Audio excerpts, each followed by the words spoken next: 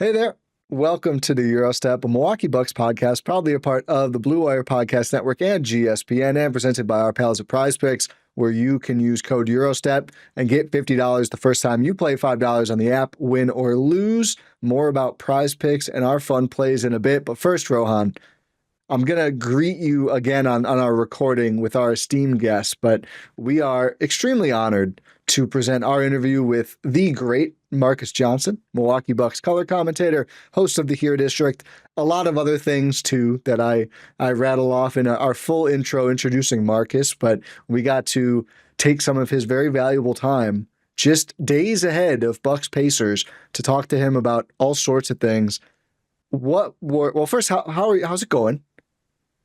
We always do that first. I'm doing well. I'm doing really well, especially because, we have this interview with Marques Johnson, and we shouldn't spend too much time on a preamble here because it's a very insightful conversation. We touch a lot about how Marques feels about this playoff series, about him himself, and as all Bucks fans know, he's got some great stories that he likes to tell, and we got some fun ones in here. And this is truly an amazing episode that we have the pleasure of bringing you, and it's something that I'm really excited about. Me too. We've got to do one more thing first. A little bit of housekeeping. Marques shared his prediction for the series in epic fashion at the end. We didn't share ours. So I've got Bucks in 6 games. We were too. I mean, we were caught up in the moment, just in being even virtually being around Marques Johnson. It's just incredible. I've got Bucks in 6. What do you got? I'll say Bucks in 7. I'll say Bucks in 7. Okay. On the road in Indiana, in the field house. Oh yeah. Can you imagine how nice it will be for the Bucks to beat the Indiana Pacers on their home court and win that series? I'll take a series win, however it comes. I would love a Dame time at the end. We got into Dame coming back sooner than we thought as well. A great combo here. So as Rohan says, we will get right into it now. Enjoy the Eurostep playoff preview with none other than Marques Johnson. Okay, Rohan, we are joined by literally the perfect guest to preview the Milwaukee Bucks 2025 playoff run. 5-time All-Star, 3-time All-NBA forward, NCAA champion, first ever Wooden Award winner. I'm going to take a breath here. I got a few more things to go. 4-time Emmy winner, dunked at 69 years old earlier this year, the host of the Here District podcast on the Bucks Plus Audio Network, with his number 8 retired by your Milwaukee Bucks. We are thrilled to be joined by also Bucks color commentator Marques Johnson. Marques, thank you so much for taking the time. Also, what a resume. We had to leave stuff off. Congratulations to you on what's been an incredible career in basketball and otherwise. I appreciate that, man.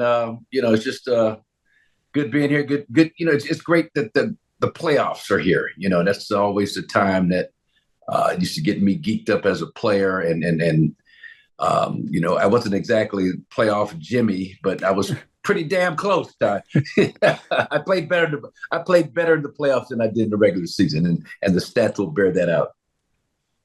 A playoff riser. We love to see it. And hopefully we see a lot of playoff risers for the Milwaukee Bucks this postseason. And where else to start other than the main man himself, Giannis Antetokounmpo? We have to start with him. Fresh off making history yet again, continuing his dominant streak, 30 points per game, 60% shooting from the field. When you think back, you've been doing this coming up on 10 seasons now for the Milwaukee Bucks in this phase.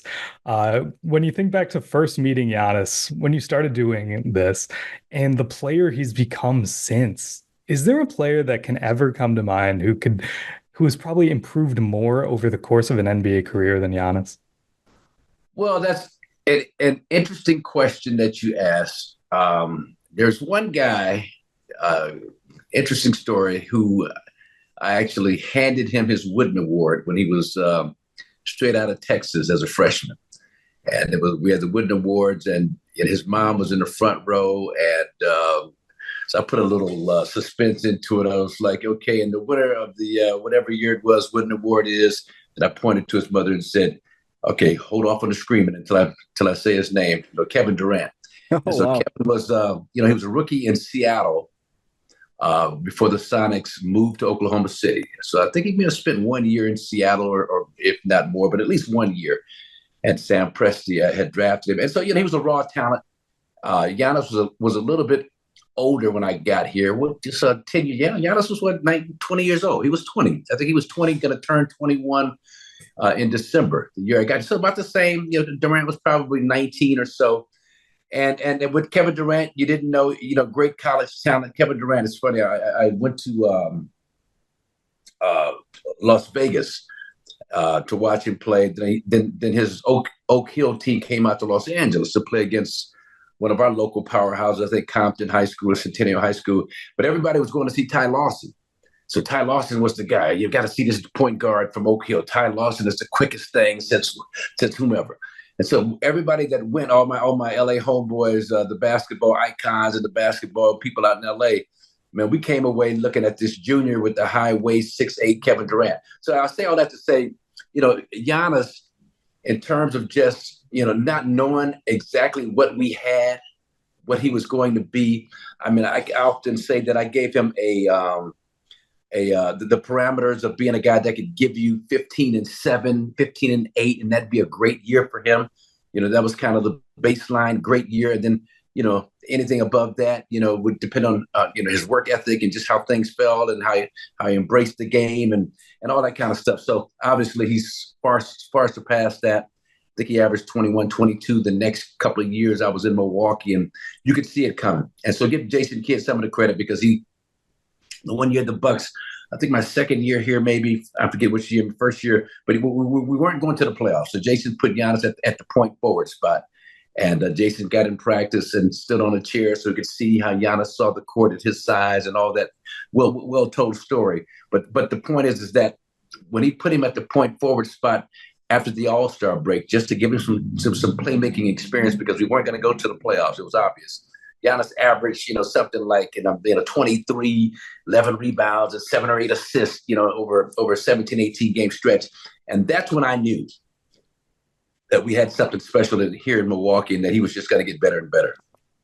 It's a full circle moment, because we're kind of back to point Giannis over these last weeks, ahead of the start of the playoffs here. But a great news that maybe that won't need to be relied on through the whole playoffs. Of course, the news today about Damian Lillard, the blood clot is gone. He's been cleared to practice, is doing some 3-on-3. Sure seems like returning in the short term, ruled out for game 1, but coming back hopefully this first round series. It felt like the reporting and the official statements from the Bucks pretty optimistic throughout after the first diagnosis. But are you surprised at all that his return from this serious, not just basketball, but life-threatening kind of condition was able to happen so quickly? And obviously it's going to be a huge lift to the Bucks if he's able to go in the first round. But, how incredible is this? But how difficult also will it be for him to come back and just get right back to playing this high-level playoff ball again? Well, from what I understand, and I'm no doctor, but I got dunked on one a lot in the 80s.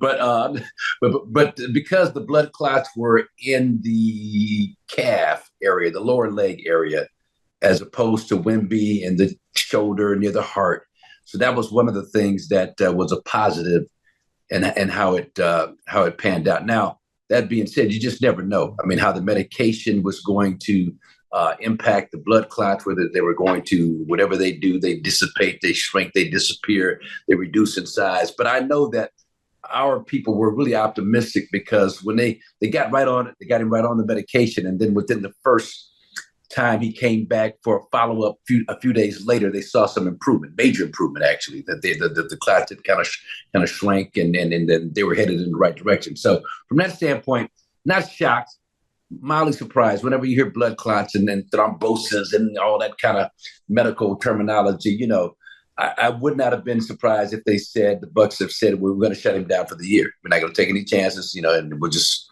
give him all summer to kind of get it healthy. But to his credit, he's kept a positive attitude. I've been hearing smatterings of information from different people that this was like 2 weeks ago, that they expected him to play in the playoffs. I didn't expect it to be in the first round as quickly, but that's an added bonus almost, because of the lack of expectation or lack of not knowing what we were going to have in terms of Dame being available. So that really is something that I think will give the team even more momentum going into this first round, and we've got some serious momentum the way we finished up the season in April.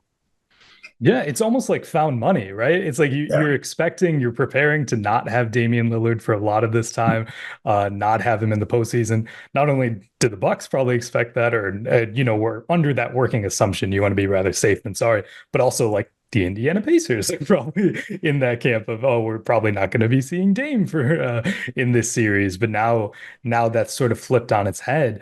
And going back to what we were talking about a little bit earlier, where Giannis has been like this point guard and really carrying this team on his back and being like a heliocentric type player. How difficult will it be to really try and get Dame back into the fold, especially in such high leverage situations? It's probably different trying to, work Dame back into the course of the regular season where the games aren't really like, you want to win as many as you can, but if you lose, it's not the end of the world. This is high leverage playoff basketball for a team that's trying to win a series for the first time in a few years. How difficult will it be to really reincorporate Dame into the fold? Well, it's not going to be as easy as people will think it is for Doc. For one thing, Doc has found a nice rhythm with that rotation, that closing rotation of Gary Trent II, Kevin Porter Jr., KPJ, and AJ Green. And you look at their advanced analytics on court numbers. I mean, they're just through the roof. You add Giannis to that mix, and they're like a plus 40 something differential, something crazy, with a great defensive rating, under 90 points per, 100 possessions, and offensively they're scoring 120, 125 per. And so my point is that the team had been really starting to play some really good basketball. And yes, you have to factor in some of the teams that we were able to beat down the stretch, Philadelphia under man, and Miami, and then New Orleans, and teams like that. But at the same time, we beat Minnesota coming back from 24, at full strength and playing for something. We beat Detroit when we had to in Detroit, and it was that lineup, those three guys that I talked about, that triumvirate that I like to call them, three guys working together for a common goal. But AJ, KPJ, and GT2 played spectacular basketball at both ends. And Doc played them all 12 minutes of the fourth quarter. Against the Pistons, he may have put Taurean Prince in there at the very end. It's like 40 seconds. So. It was almost the whole quarter again. Yeah. So that tells you how much Doc really trusts these guys, his feeling about these guys. So I say all that to say it'll be interesting once Dame comes back, especially from my lips to God's ears. We pull out game one, and these three guys play great, and they're in the fourth quarter, and they're just locking down Halliburton and Nesmith, and Giannis is doing this thing on Siakam, and we win game one. Now Dame comes back game two. Now not so much the course of the game from the first to the third, but now fourth quarter comes along. What do? Do you still go with that comfort zone of guys that have shown over the last 8 games that they can close a deal? Or do you go with Dame, who has not played in several weeks, and there's going to be at least a little rust? I know he's working out hard and trying to keep himself in game shape as possible, but it's not possible to be in game shape without games. And so that's the quandary that Doc may be faced with. Hopefully, that'll be a good problem to have. But on the flip side of that, it's Dame Lillard. And one of his most effective games against the Pacers was that one point, that the Halliburton Hail Mary, I call it. But Dame only scored 15, but he had like 11 assists and was a plus, I have it right here, plus 10 in that game. And so I think Dame can even buy into the empowerment kind of philosophy that Doc has expounded with Giannis here, and just look to not have to carry the whole load. Enough guys are playing well and scoring well that he can get off the ball a little bit more and not have to dominate. Yeah, just to give the numbers on that lineup: KPJ, Green, Trent, Giannis, and Bobby in 41 minutes. That's in medium to high leverage situations. Net rating of 55.1, offensive rating plus 33.2, defensive rating 21.9. Just absolutely dominant. What's the defensive rating? It's plus 21.9. Okay, but does it have a number on the actual like? I thought it was like some 80 points per 100. But it was I saw something on cleaning the glass where it just jumped off the page in terms of how effective it was. So, and let's take it a step further. Rick Carlisle, been knowing him for years and years and years, and he's a guy. It's funny. Rick was one of the coaches at the Pete Newell Big Man's Camp in Hawaii. When my son Josiah was going to UCLA, and I got him into the big man's camp. He was 18, 19 years old, incoming freshman. Rick was there, and Rick was one of the first guys that ever saw taught. Instead of holding the ball across the seams, you hold it kind of sideways because that's the smallest part of the ball and easiest to grip. So Rick is always, my point is, he's always thinking ahead. He's always thinking about advantages. And you see that in terms of their transition game and, herding guys toward the basket so they can get out quicker in transition. But Rick has done a masterful job always with some misdirection and then finding ways to get Dame against Siakam in the post or against Miles Turner down in the paint. So that's going to be interesting to see just how he approaches Carlisle. If Dame is playing 30 to 35 minutes, how much he tests Dame in terms of what he can do defensively. So it's all going to be fun to watch. This is what makes the playoff matchups, consistent games every other day or whatever it is, even more compelling. We will be right back to our conversation with Marques Johnson momentarily. Still not over the fact that we get to say we had a conversation with Marques Johnson, but I'm also not over the fact that we are working with the fine folks at Prize Picks, the presenting sponsor of this here podcast, where you can win now up to 2,000 times your money in one single 6-pick projection slate. Make sure if you've not taken us up on this offer, download that Prize Picks app, get $50 when you play $5 for the first time, win or lose with code Eurostep. We've got some diabolical plays. I got mine's a flex play cooked up. I'm not doing the 2,000 times. I didn't live quite bold enough. I'm looking at, on a flex play, 66 times payout, still very strong. I've got Giannis Antetokounmpo. You may have heard of him. More than 54.5 points, rebounds, and assists. Kyle Kuzma, more than half a steal, so I need one steal from Kuz. Gary Trent Jr., more than half a turnover. I didn't want to do anything negative. Rohan convinced me that you sprinkle one in there just to make it realistic, just to not be all positive. I said, okay, I get it. I'll do that too. Bobby Portis, more than 10.5 rebounds. Aaron Nesmith, more than 1.5 assists. And those first 5 are all demon time. So we're going big. It's playoff time. I want to share Marques Johnson's excitement. 5 demons. And then Tyrese Halliburton, more than 42.5 fantasy score. That is not demon time. But figuring we're going to see big things from Tyrese Halliburton. You have a play as well for game 1, Rohan? Yeah, you went with the quintuple demon. I went with the sextuple demon. Nice. They call you that too.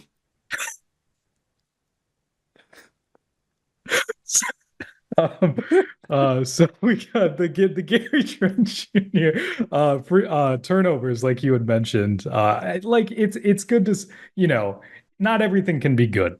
So we're not low on Gary Trent Jr. One turnover happens. He's going to have a great game. He throws the ball away once. It's because he'll be flaming hot from 3, red hot. And then he'll just try to make a bad pass. It's just because he's trying to make the right play. Foot on the out of bounds line. He comes back and drills one the next possession to make it. Gets a steal, everything else. Yeah. So I had Bobby Portis, more than 10.5 rebounds. Pacers shoot a lot. They're a very fast-paced team, so there's a lot of opportunities for rebounds, and Big Bob likes to gobble those up. Giannis, we're talking about shooting. It's going to make it 3. You did it. More than half. You did it. I did it. I did it. He's made a 3 in 3 of his last 5 games. Yep. I think if the Bucks are, comfortable in what they're doing or trying to rally, Giannis is going to pull it. He's been more comfortable pulling from distance recently, so we'll see about that. Kyle Kuzma, more than half a steal. He's going to be. We're on the same mind here. Yeah, he's going to be relied upon defensively.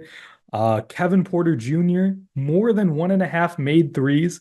You know what? This unsustainable shooting might actually be sustainable. Who knows? Yeah. We'll see what happens come playoff time, but I believe. And then Obi Toppin, more than half a block shot, so he's going to get a block at least.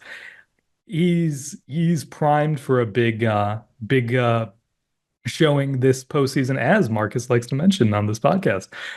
So I think he's going to be able to showcase his athleticism. Get someone on the block there. Absolutely. Those are our picks for game one. We will be back after game one to review them and, talk about the game as well. But again, please, if you haven't already, support the show. It means a lot to us. Check out the Prize Picks app, available in Wisconsin and 30 plus other states. And again, download that app, use the link in our description, or download it just straight up through your app store. Make sure to use code EUROSTEP on the Prize Picks app when signing up. That first deposit, and you can get $50 in your account when you play $5. Win or lose. Prize Picks, run your game. And back to the podcast. I'm glad you brought up Doc. It's going to be a huge, obviously every series is big for coaching, but just the options, reintegrating Dame, the chess match with Carlisle. But I wanted to ask a bigger picture Doc Rivers question. I feel like he's been such a prominent coach for so long that a lot of fans just think of him as a coach. Obviously, Doc played too. You played against him back in the day, a playoff series in his rookie year, where, to your point, playoff riser, you led a lot of those games in scoring. I believe the Bucks won in 5.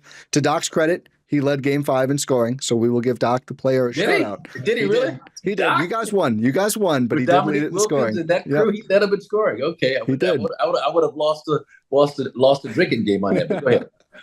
But I wanted to ask, what's it been like for you now that he obviously starting last season becomes Bucks coach, and you guys go all the way back to 84 there, playing against each other in the league, and maybe even before then, because I know you've had run-ins with people before their playing days and everything else. What's that relationship been like as you kind of cover him, but also you've known him for so long? Well, quick story about that Atlanta Hawks series, and so Doc is out there just killing Mike Dunleavy Sr.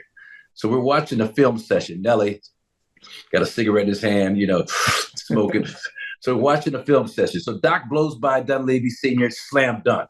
So Nelly stops and is like, God damn it, Dunleavy, I told you, don't let him get to his right hand. Follow the scouting report.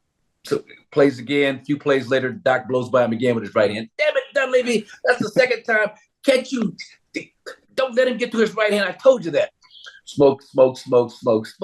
Third time, about 4 or 5 plays later, Doc does the same thing, blows by him, assist going right. Nelly just kind of pauses, takes a deep drag off the cigarette and says, hell, he's just better than you. It's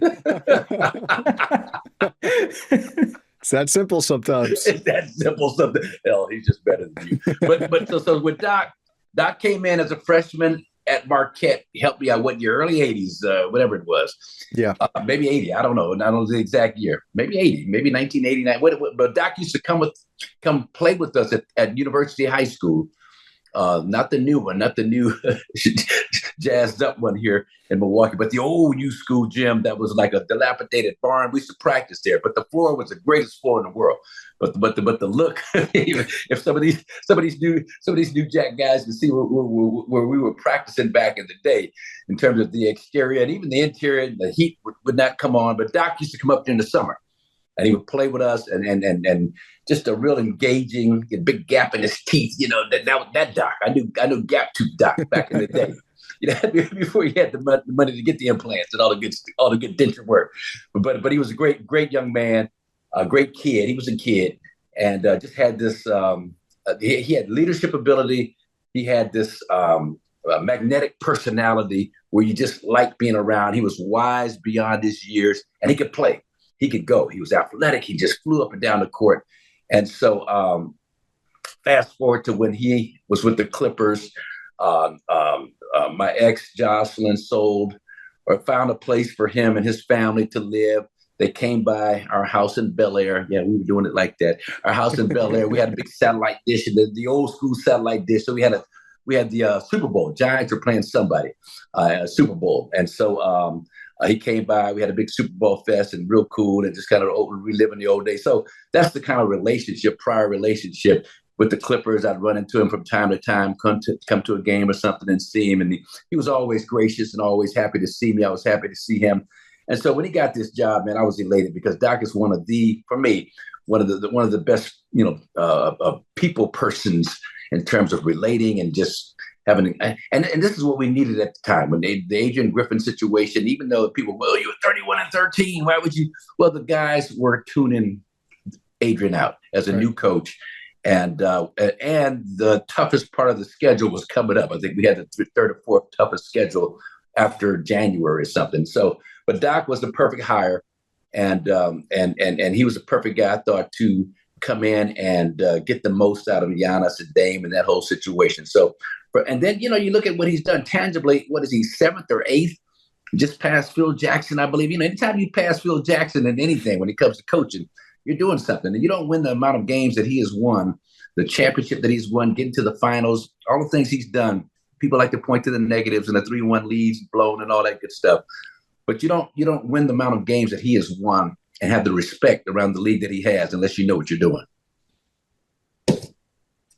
Yeah, I mean, I think 100%. Recent events have showed us that there is no harder job to impress people than NBA coach, because champions get fired every year at this point, and nobody's satisfied unless you're, Mark Daigneault or right now, or Kenny Atkinson right now. But I mean, Joe Mazzulla was getting some heat in January. They're the reigning champs. They're great every year. So it's a hard job to have a high approval rating on, especially. Well, and Doc, this is a big playoffs for him, and that's why I was so glad that, after the 4 losses in a row to Phoenix and Denver and then the Knicks, I believe, and Atlanta, that little stretch right in there is like, oh boy, this is not this is not how you want to wind up the season, as Al McGuire used to say. You talk about an uptick. You want to finish on an uptick. We were on a downtick.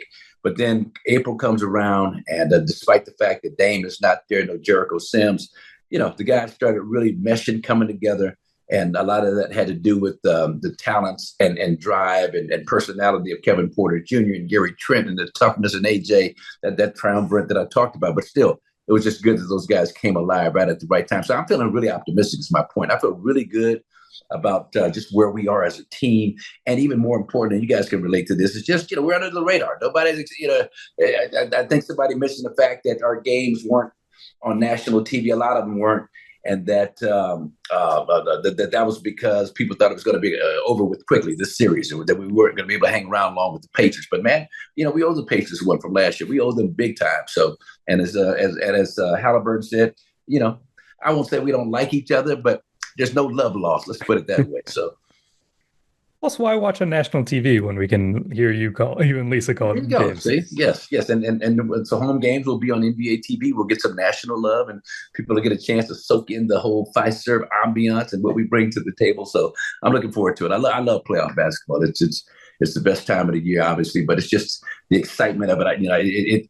Vicariously, I just, I almost feel connected to my old Buck teams with the late great Junior Bridgman and Sidney Moncrief and Bob Lanier and Brian. It's just something about this time of year where everybody kind of comes together. You circle the wagons no matter what's going on, and the optimism reigns supreme. You think you're going to get to the NBA Finals and win a championship, and then all of a sudden Larry Bird and Dr. J show up, and it doesn't happen. But hey, I digress. It's a palpable just sense of anything can happen.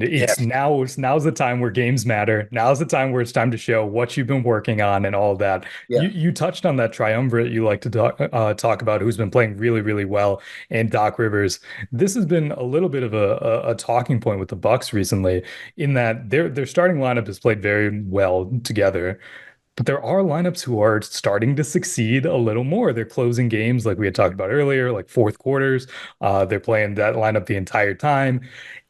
Is there a shot that we could actually see a starting lineup change for the first game of the postseason?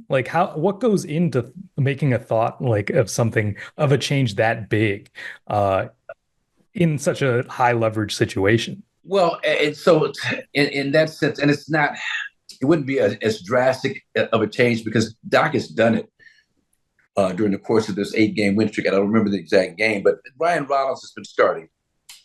And so it wouldn't surprise me to see Kevin Porter Jr. start instead of Ryan Rollins. You know what I'm saying? So that to me would maybe be the one position that you could kind of play with until Dame comes back, and not upset any apple carts or emotions or egos or whatever. Ryan Rollins is a great teammate and can contribute just as equally coming off the bench or starting. But I think you need a bigger lineup. This is me. I would like to see a bigger lineup play a lot of minutes against the Pacers. Just Halliburton 6'5". I mean, Nembhard is 6'3", 6'4", but he plays big and plays strong. Mathurin, is 6'5" and as athletic as it comes, Benedict Mathurin. And so I just feel like, you're going to need some bigger bodies, some toughness. And both Gary Trent the second and KPJ have this chip and this mean streak that they play with out on the floor that I think will serve their team well. Now, of course, you don't want to, repeat what happened last year. Obviously, I always talk about the appearance of our three security guards, Danny Carter and Scott Stiff and Adam Stockwell. We'll get used to those names because we'll be talking about them a lot in a series like this because they'll be out on the floor keeping guys, from losing their money, as they like to say. But I just think, that the one position that you can kind of play with until Dane gets back is that point guard position. So I would not be surprised to see Kevin Porter Jr. the way he's played, to a spate of 20-point games that he's had and the energy that he's brought. And he's one of the quickest guys I've ever seen defensively in a small compartment. Just anticipate you getting to the ball, boom, he's gone. He's got great basketball instinct. So that would be the one position I think Doc may do something with, but I don't have any inside information. This is just me just kind of, observing from afar. So we'll see how it plays out.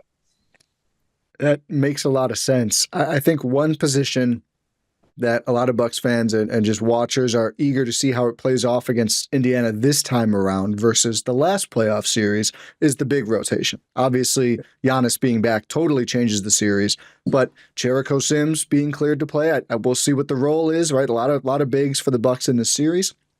This has been a matchup where, as great as Brook Lopez has been as a Milwaukee Buck, just the speed of Indiana can be difficult. And we don't know how much we're even going to see their backup center, Thomas Bryant. They can go very small. We'll obviously see what Carlisle decides to do. But how important do you think it is? We talk about just how big this is for Doc and the challenge of this series and kind of managing the four bigs that should be available and having the stretchier options, so to speak, whether it's the shooting of Portis or just the defensive versatility of Sims and Giannis. Well, we were talking about this on recording the playoff kind of preview for Here District with my son Chris. So he made the observation that Brook may not be able to handle the speed of the Pacers, and if they start ripping and roaring up and down the floor. Eric Name had some great stats in The Athletic about how fast they get the ball past half court. In 22 seconds, they've got it past half court. I'm watching a couple of our games here this afternoon, and they're 21 seconds. They're in their offense. 20 seconds. They're in their. I mean, it's just amazing how quickly they look to push it. Now, that being said, the game that we lost, the Halliburton Hail Mary, March 11th, that was the day Junior Bridgman died. I remember that. My daughter had a state playoff game that day, too. A lot going on that day. Yeah. But they outscored us in fast break points, 31-3. Yeah. Okay, 31-3. But now you would think, well, dang, Brook probably was not a factor in that game. But Brook Lopez played 36 minutes, 9 for 11 from the field, 2 for 4 from the 3-point line, 23 points. But he was a plus 16 when he was on the floor. So, and I'm watching, trying to see if Brook is the problem in terms of transition. Brook is not the problem. It's just being locked in, especially on the perimeter. You fall asleep on the perimeter, you don't get back. Brook is challenged. He's contesting. That's the one thing you can say maybe that would be an issue in terms of him not being successful in transition. He's always contesting. Contests way more shots than anybody every year. A couple of hundred shots more than Chet Holmgren and all these second place guys. But Brook, I don't think is a major problem with that. But to your point, the other guy that you mentioned, and this was fascinating to me, in this particular game. So you look at Jericho Sims in this game, the game the Bucks won that Saturday, I think the 15th. And so Jericho did not score a point, did not shoot a free throw, didn't score a point, had one rebound in 11 and a half minutes, plus 18, on the donut. Now, of course, those stats are skewed by who he's playing with and all that. But I'm watching him, and he impacts the game, as you say, with his mobility on the perimeter. He can switch. He's got quick feet. He moves. He goes after as many shots as Brook does. And on occasion, you get him inside in the right situation, he'll finish with a dunk lob or a drop step dunk or whatever inside. So But the main thing, the point that you made is that Doc has options. Now we've got a nice 4 big rotation.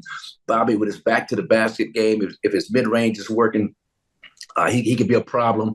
And then Jericho, what he brings, Brook, his ability to stretch the defense. Then you got, New Jersey Turnpike Brook. We joke about that. Go back to the post-up game.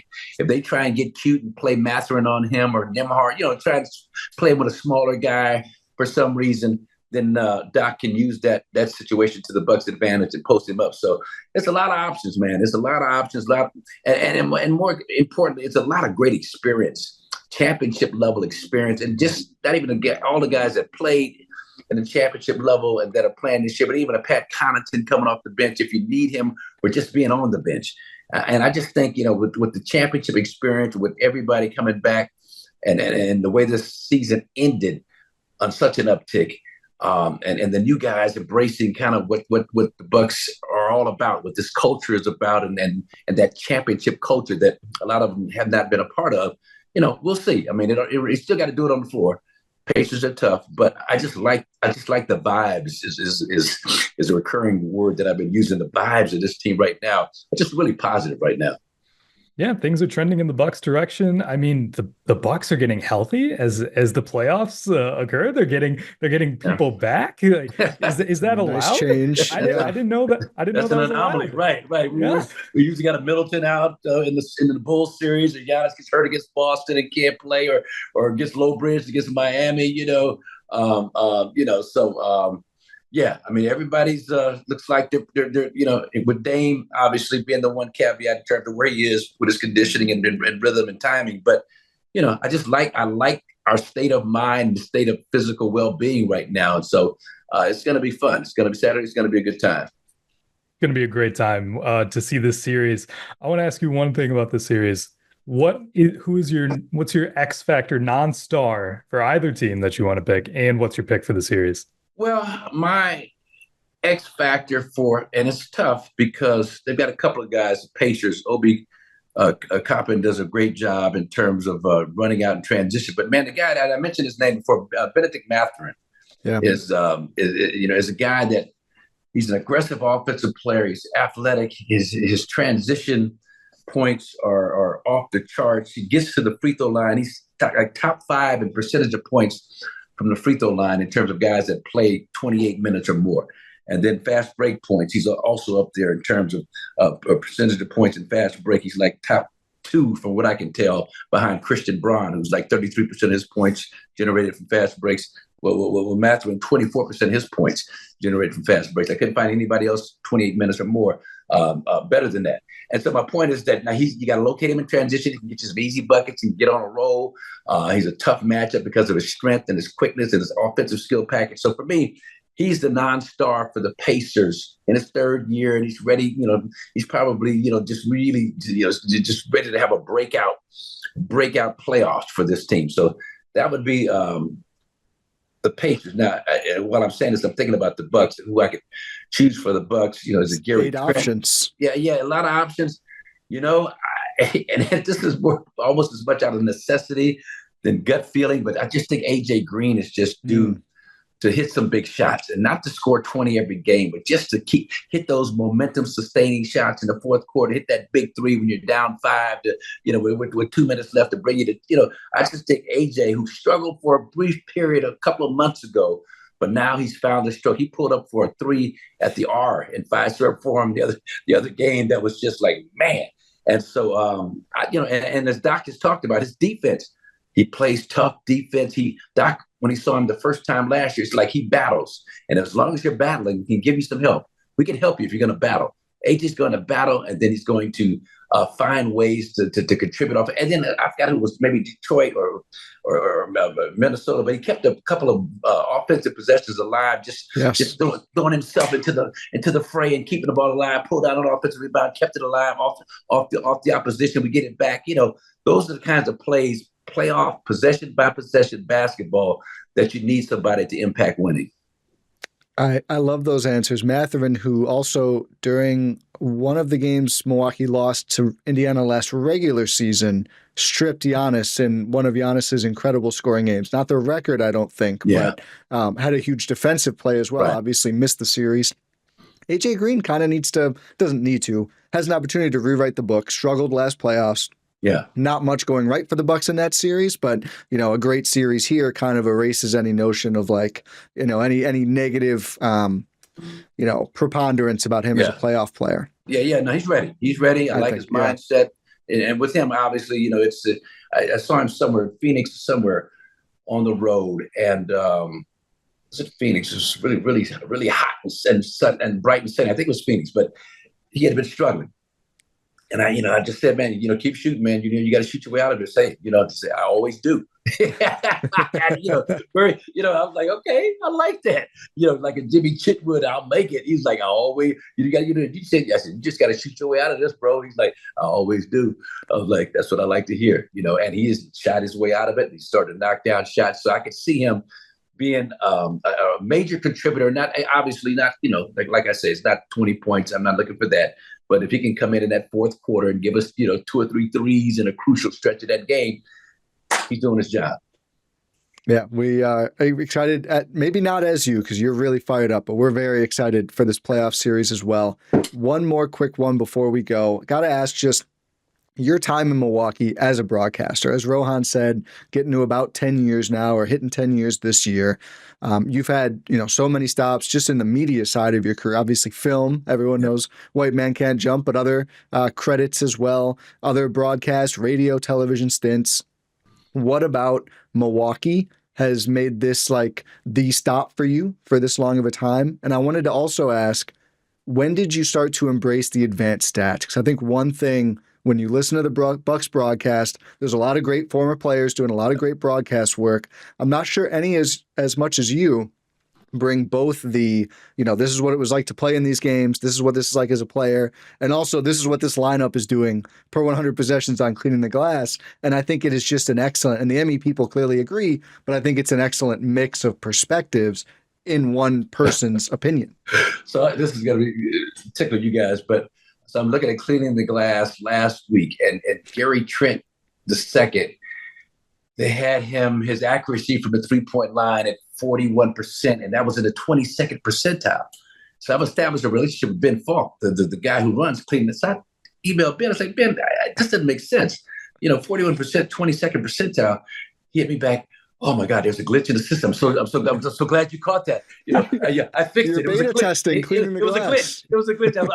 And for me, it just sent my ego through the roof. Like, how often am I able to correct one of these, mathematical brainiacs like Ben Falk? But it's a great site. It's funny. I first started in Seattle when Terry Stotts was an assistant coach of George Karl. We started talking about Nate McMillan in terms of his plus minus and how important that was. Start talking about the 3-point shot and the value of the three, and how and back then they didn't break it down like they do now. But if you shoot 60% from the 2-point area, it's like shooting 40% from the 3-point line, and because of points, you still get 6 points for 3 made field goals inside.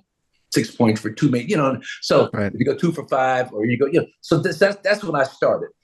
But Jim Peterson, I got to give him credit. Listening to him broadcast and the way he integrates, he was a coach of the Lynx, I believe, so he had access to second spectrum like a lot of us didn't back in those days. That's fortunately has changed now. But he would intersperse these great stats that just would I thought really enhance the broadcast. Really enhance the broadcast. So. I feel like the fans, they want to be entertained and have us goofing off and have fun and all that good stuff. But they also want to be educated, and if I do. I like to be educated. Somebody brings up a great advanced stat that validates what I'm seeing a lot of times. More often than not, it kind of validates what I'm seeing, and so that's why I feel like it adds a little bit of something extra to the broadcast. And I'm gonna do it as long as the Bucks will have me. So, and I love Milwaukee, love being here. The organization has been great. My mother, before she passed away, got a chance to see my jersey retired in 2019. And she passed away a couple of years later. And so Peter Fagan and the whole ownership crew and everybody has just been, John Horst, they've been so gracious and so embracing of me being a part of it. Doc, when he got the job, was like, man, I want you to be around as much as you possibly can, and that hasn't always been the case with some coaches who are not as secure as Doc Rivers. And And so it's just been one of the greatest basketball experiences of my life. And, God just really blessed me at this. Before I got the Bucks job, I was doing drive time sports radio, CBS radio in Los Angeles, trying to compete with Dan Patrick and ESPN. He came on at 6 a.m. They got the bright idea that if we came on at 5:30, we could steal his audience. Well, it didn't happen. It just had me get to the studio at 3:30 in the morning, 4 o'clock, for production meetings and all that stuff. Had to know everything about, not everything, but I had to know a lot about everything, a little about everything, NASCAR and horse racing and the blue line and hockey and all this stuff that, I just had no clue about coming in. So when this job came along, talking about basketball and then coming back to Milwaukee where people still respect and remember and embrace what we did back in the 80s. I mean, it's just remarkable to me. And that's how Wisconsin people are. As long as you go out there and give it your all, you don't win a championship, you fall short. The memories is what, that is what they really cling to more than anything else, more than the banners and championships, because we didn't get any, but the memories is almost just as important to them as the actual accomplishments of what you did. So, yeah. Yeah, I remember 2015, just, reading an article about the Bucks are bringing Marques Johnson on board for their broadcasting and Gus Johnson. I was like, Marques Johnson? No way. Like, this is going to be incredible. And I cannot believe that was 10 years ago. Wow. And you mentioned some of the greatest basketball experiences of your life. This conversation has been one of the greatest basketball experiences of my life. So I just want to say thank you. We know your time is very, very valuable, and we appreciate having a true pillar of the franchise and just an outstanding person come on this podcast and talk basketball with us. So, Marques, thank you so much. I just want to leave you with Bucks and 6. Yes. I was literally going to ask you. Wait, do we have time to ask? Is it Bucks and 6? You beat me to it. That's why you're the pro. Bucks and 6, baby. I'm Brandon Jennings all the way. This is really a Bucks and 6 moment. Bucks and 6. Yes, indeed.